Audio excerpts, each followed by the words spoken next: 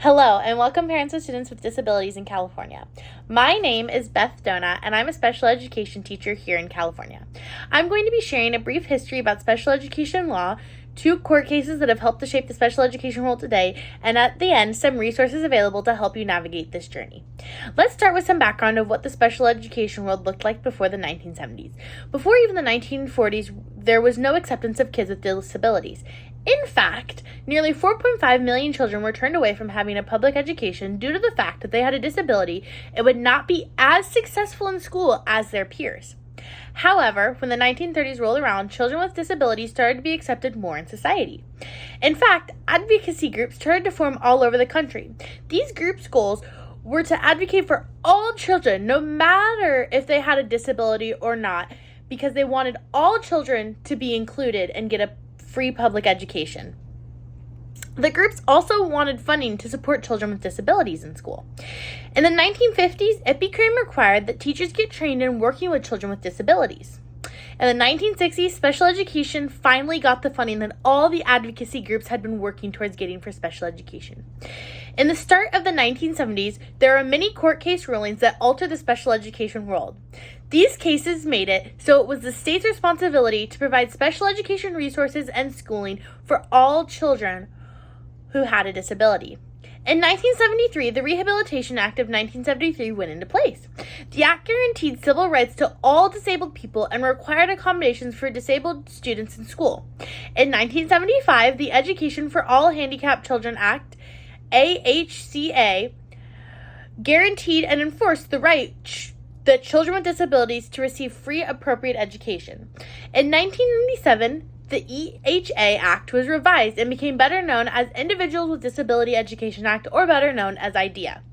It emphasized the use of individualized education plans, or IEPs, for all special education students. The new act emphasized setting plans and actions to help students achieve their best success for their adult lives. This act brought on lots of research and resources to help the special education community truly reach all students.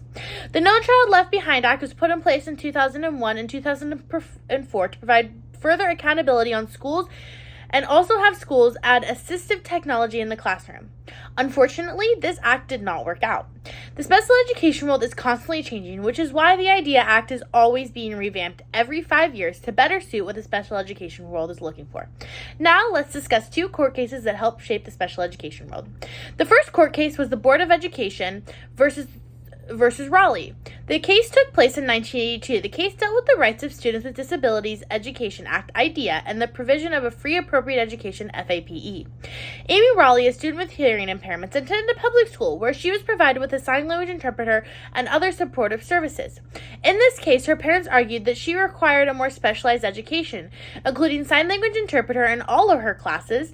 The court ruled that the IEP must be reasonably calculated for a child to receive education benefits, but the school district is not required to provide every service necessary for the student to have maximum potential.